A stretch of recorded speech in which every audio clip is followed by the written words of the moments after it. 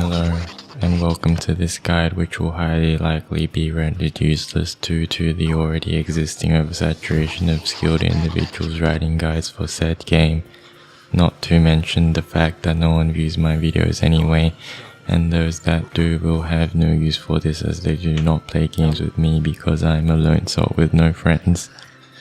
Upon clearing the first objective set, which is to enter the bank, you may pat yourself on the back for actually completing something for once, and consecutively feeling a huge sense of disappointment in yourself for realizing this fact. The game will then tell you to find the bank manager and get his keycard. This should be very easy, except they decided to make the manager a stereotypical business prick who doesn't care about plebians, and you often find him wandering around on his phone like every imbecile youth today.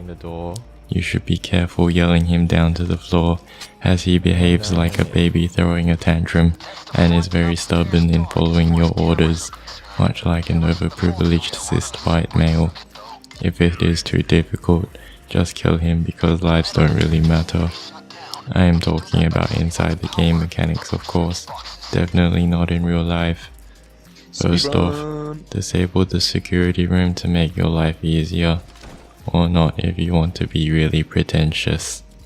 But you can be even more pretentious if you do a stealth melee kill on him, like an edgy weeaboo adolescent who thinks he will one day be the next Hokage. After unlocking the maintenance room with the keycard, open the power boxes. You can even do this beforehand. Sometimes the boxes are harder to find than a baby's amputated limb, but they are all on the top floor. Then you are required to hack the computers until they can get a password. As our team is highly incompetent, it will take a few tries. It will be boring, so sit on the surveillance cams and get your slave who you have been exploiting under the notion of friendship to do it for you. On the other end of the building, the gates will open and an inexplicable lady will come out to disperse the guards. Of course, we should question how an insider is able to have this much power in the first place, but we will go along with it anyway, as we are just cogs and gears in this desolate world. The inner room has 2 civilians and 3 guards, whom you honestly can just do a favor for and end their suffering from capitalists and corruption. There will be a civilian in the back room on the cameras, and both key cards should be at the back.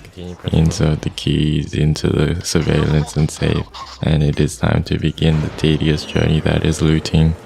At one point in time, the operator may start counting each bag you chuck down the vent very condescendingly, and you may find that the optimal way to prevent yourself from committing seppuku, if you haven't already, is to mimic the child-seducing ways of Count Dracula.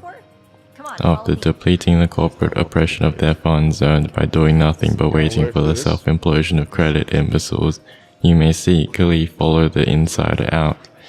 If you are in the mood for being probed by metal detectors, you may walk through the gates. However, I suggest you do not, as you are wearing a balaclava. Like all women, the insider will take a while to reach the objective, and you may find yourself wondering why you cannot reach your future prospects. When the woman finally does do what she's supposed to, you will be required to rush through a room full of civilians, remember everything that no one did for you and show no mercy. Then you're done. You can now wallow in your depressions whilst you load your miseries onto the garbage truck. I for one debate whether our lives are any different than that of a fly's.